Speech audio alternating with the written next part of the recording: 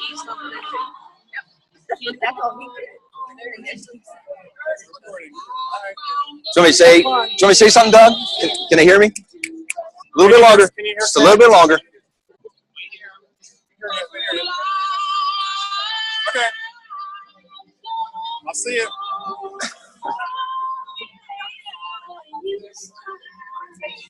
All right, we are recording.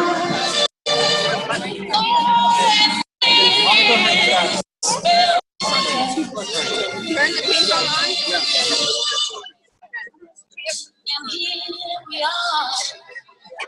All right, you can scoot a little closer, act like you know me. Yeah, we can just be casually conversing while they're filming. Because we're going to turn as soon as they start. Yeah, we're on right now. Want to understand. Oh, they started. I wonder if that means he started the recording too. I don't know. Did you start the recording yet? So. Do they hear the song? We're on the way. Oh, yeah, you're good.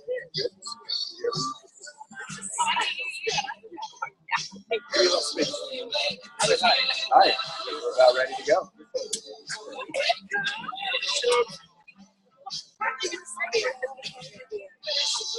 They're gonna stand right here. You're good, Jules. You can stand right over there. I'll make sure to tell everybody to take their seat. So if you want to, grab a spot. You will not. We got it all taken care of. Actually, we planned the whole ceremony around your. Indeed, but I'm a good one, so I can get away with it. Y'all ready? A little bit. Aren't you? Always a little nervous before I go on stage. Good. You were a little nervous on the way over here. So. I'm always close. Got the ring still? Yep. On them or anything?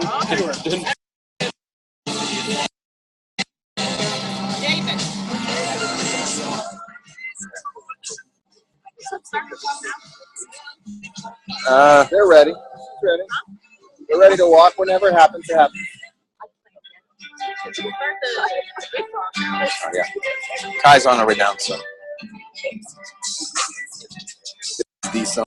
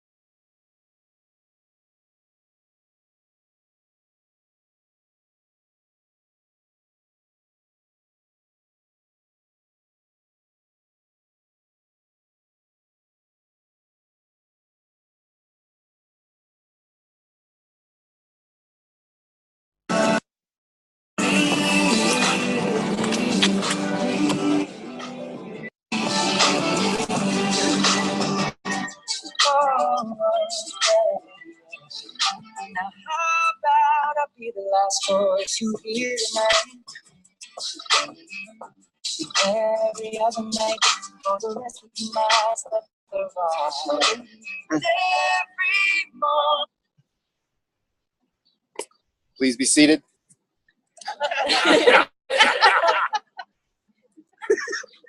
Dearly beloved, we are gathered here today to witness and celebrate the marriage of Kirk Edward Colbrand and Jeanette Marie Yeager. We come together not to mark the start of a relationship, but to acknowledge and strengthen a bond that already exists. This ceremony is a public affirmation of that bond, and as their dearest family and friends, it is our honor and privilege to stand witness to this event. This day is made possible not only because of your love for each other, but through the grace and support of your family and friends. And it is our greatest hope that your fulfillment and joy in each other will increase with each passing year.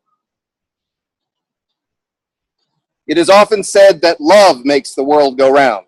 However, without doubt, it is friendship which keeps our spinning existence on an even keel. True friendship provides so many of the essentials for a happy life. It is the foundation on which to build an enduring relationship. It is the mortar which bonds us together in harmony. And it is the calm, warm protection we sometimes need when the world outside seems cold and chaotic. True friendship holds a mirror to our foibles and failings without destroying our sense of worthiness. True friendship nurtures our hopes, supports us in our disappointments, and encourages us to grow to our best potential. Jeanette and Kirk came together as friends. So today they pledge to each other not only their love, but also the strength, warmth, and most importantly, the fun of true friendship. Being assured that your love and choice of each other as lifelong companions is in keeping with your family's blessing, I now ask, who gives this woman to be married to this man?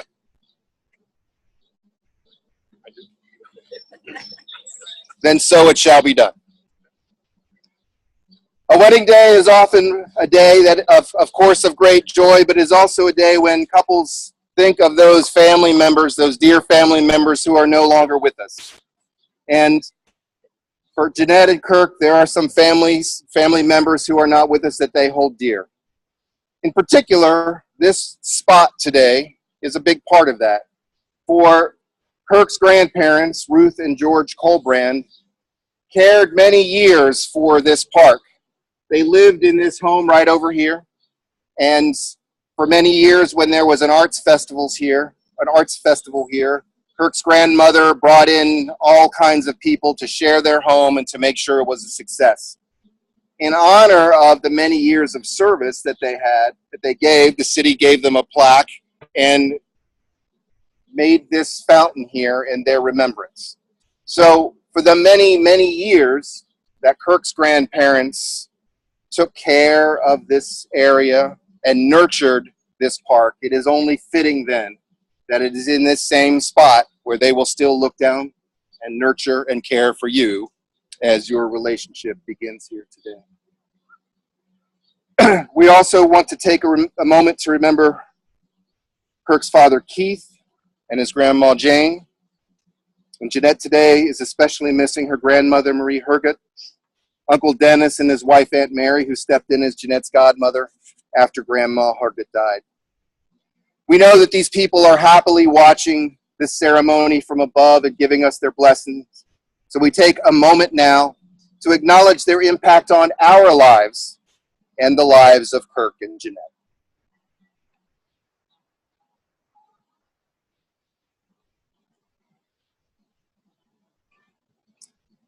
Jeanette and Kirk asked me to say a few words today, and I searched around a lot to find something that was going to be really perfect for their ceremony. Not something generic, not something that anybody could use. And mostly because you have to have a ceremony long enough that when you're done, you know that you're married. So as I'm searching around, I'm finding some stuff, but none of it's really right. You know, there's some kind of dirty jokes which aren't really appropriate for this crowd. And there's some, nice but kind of, trite things like if your wife laughs at your jokes, it means you either have a good joke or a good wife. Or a successful marriage requires falling in love many times, always with the same person. And that's what they're all like. And I'm really racking my brains. And at some point or another, I said, this is stupid. We have experts all around us who know, how to have a happy and successful marriage. And in particular, we have Jeanette's parents, who have been married almost 60 years. And so I thought, well, why reinvent the wheel, right? So last night at the rehearsal dinner, I pulled Ronnie aside and I said, Ronnie, you've been married almost 60 years. What is the secret to a happy marriage? And he thought for a minute and he goes, well, Bobby, because that's the way he talks, right? Well, Bobby, it's like this. When we got married, I talked to Mary Lee and I told her that the man makes all the big decisions and the woman makes all the little decisions. And I was like, whoa, Ronnie. I was a little taken aback. I said, does that really work? And he goes, oh, yeah, Bobby. 59 years so far and not one big decision. So, of course, I laughed a little bit. But later I thought really deeply about what Ronnie had said. And as you know, there's always a kernel of truth in jokes. And it's more often that we have wisdom come from the mouth of babes. And I realized that he'd really hit the nail on the head. Love is, marriage is, lots and lots of little decisions. Every day, little decisions to love. Besides Ronnie, do you know who else might be really astute observers of love and marriage? Kids. Little kids, because they haven't had society and the world influence them then. So they simply report what they see and hear. So when you ask kids, what is love? You get some great answers. One kid, for example, said that love is when a little girl puts on perfume and a boy puts on cologne and they go out and smell each other. In our society, love is often about how each other smells, how each other looks, how each other kisses, how we feel about each other. And that's okay. Feelings are important in love. One child said, when someone loves you, the way they say your name is different.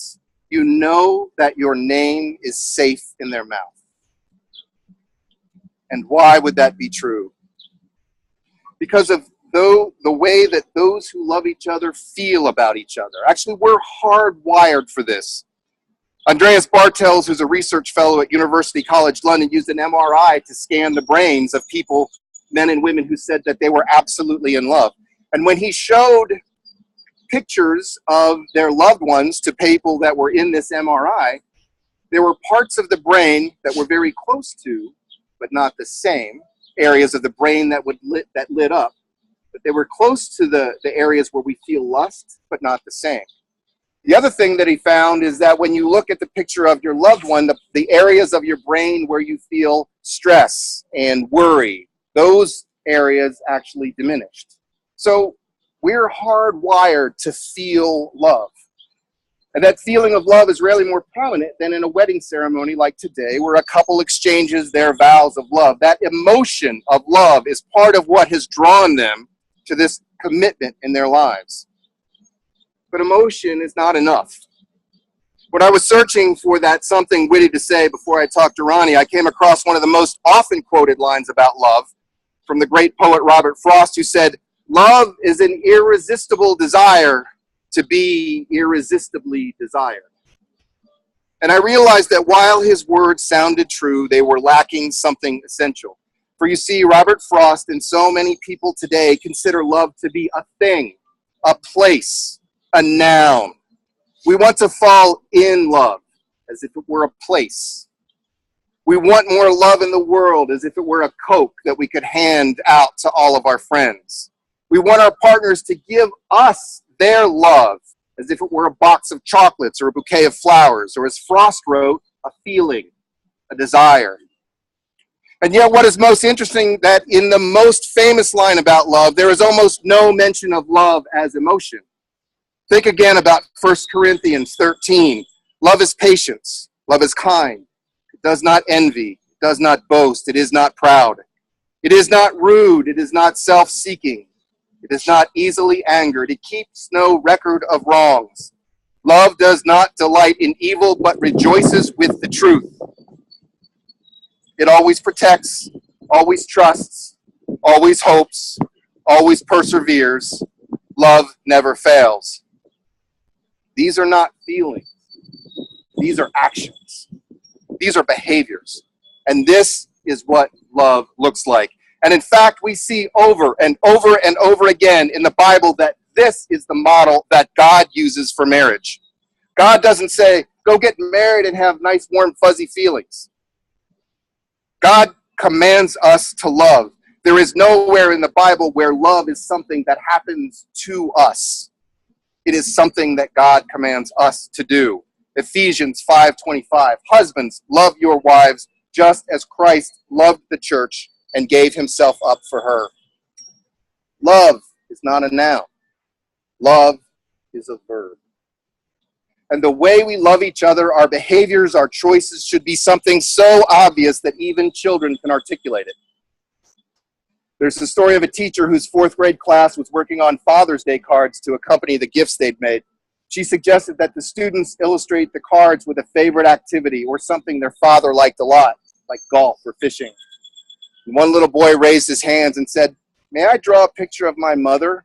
My dad really likes her a lot." Children understand love, and that's partly because they don't think in abstract ways yet. They understand what they can see and touch and hear.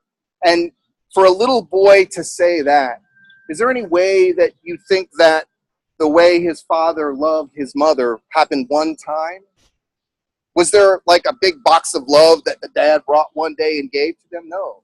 It was many actions over many, many periods of time where the boy could know that's what it was. Because love is a verb, and love is that little decision that you make every single day. And nowhere is that seen more powerfully than in the Bible when we read Ruth 1:16 and 17, because Ruth says, "For wherever you go, I shall go. And wherever you live, I shall live. Your people will be my people, and your God will be my God. Wherever you die, I shall die and be buried next to you.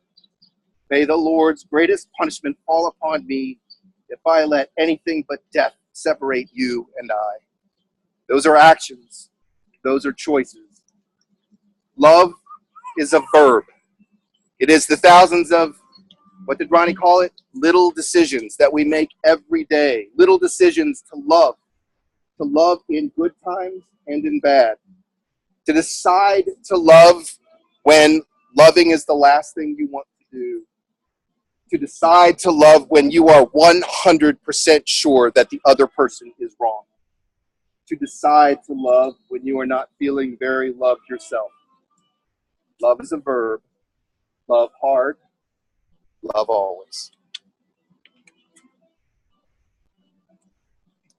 Our blessing today was by Jeanette's parents, Ronnie and Mary Lee. Let us pray. Dear God, please bestow your blessing upon Jeanette and Kirk, who are about to pledge their love and fidelity to one another always. We, being human, sometimes feel this to be a monumental task, but with your love and guidance, nothing is impossible. To Jeanette and Kirk, bless you both on your wedding day. May you be granted a long and happy married life and share with your children, family, and friends. It is very important to thank God for the many gifts you receive throughout your lives. He is always there for you both. Amen. We now come to the words that Jeanette and Kirk want to hear most today. The words that take them across the threshold for being engaged to being married. A marriage, as most of us understand it, is a voluntary and full commitment. It is made in the deepest sense to the exclusion of all others, and it is entered into with the desire and commitment that it will last for life. So before you declare your vows to each other in front of these assembled, we would like to hear you confirm that it is indeed your intention to be married today.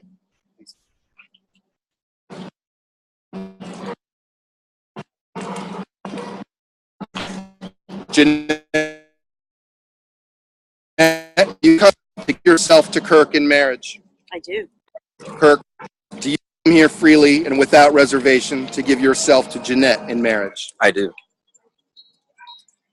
Kirk and Jeanette, having heard that it is your intention to be married to each other, I now ask you to declare your marriage vows. Jeanette, please repeat after me. I, Jeanette, I, Jeanette, take you, Kirk, take you, Kirk, be my lawful husband, to be my lawful husband, to have and to hold from this day forward, for better, for worse, better, for worse, for richer, for poor, for richer, for poor, in sickness and in health, in sickness and in health, until death do us part. until death do us part. I will love and honor you all the days of I will love and honor you all the days of my life. Kirk, please repeat after me. I, Kirk, I, Kirk, take you, Jeanette, take you, Jeanette, to be my lawful wife, to be my lawful wife, to have and to hold from this day forward, for better, for worse, for better, for worse, for richer, for poor, for richer, for poor, in sickness and in health, until death do us part. until death do us part. I will love and honor you all the days of my life. I will love and honor you all the days of my life. Wedding ring, symbol of commitment and love. The rings are circular, like their love, with no beginning and no end. They represent what has been and what will always be. They are made of solid, sturdy material, which is meant to survive years and years of hand-holding, washing dishes, swimming, painting, woodworking, high-fiving, fist-bumping, and tender caresses. Couples wear their wedding rings every day as a symbol of love and to make all their single friends jealous. Your wedding rings are the outward and visible sign of the inward and invisible bond which already unites your two hearts in love. Who has the rings? I do. Please hand Jeanette's ring to Kirk.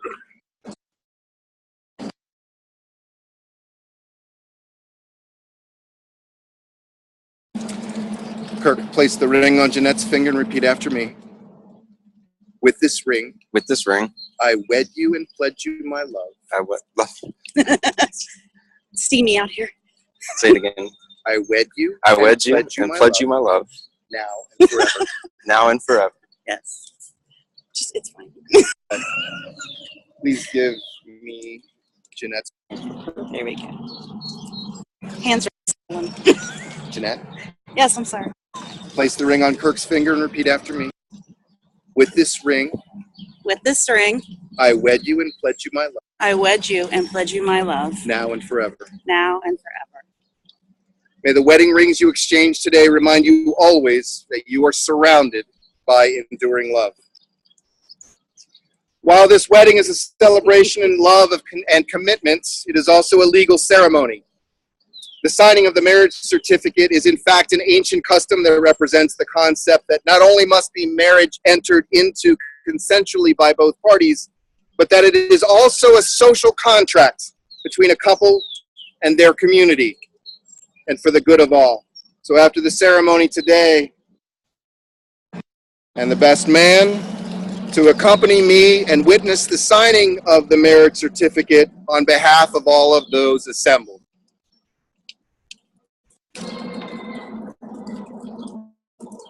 And now, by the power vested in me by the state of Kentucky,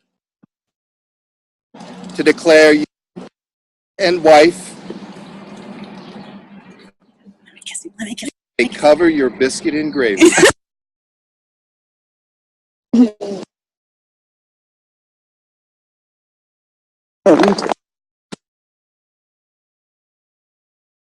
I have pronounced as Mr. and Mrs. Kirk Colbrand. The ceremony is over. It is time to celebrate your new life as husband and wife.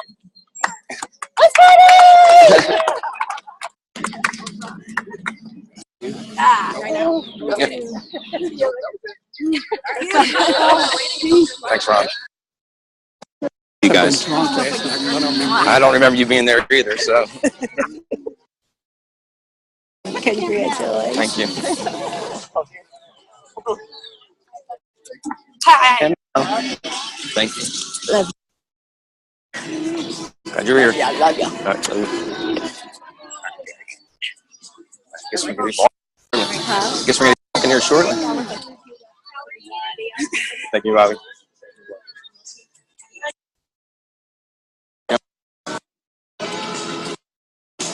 Ready?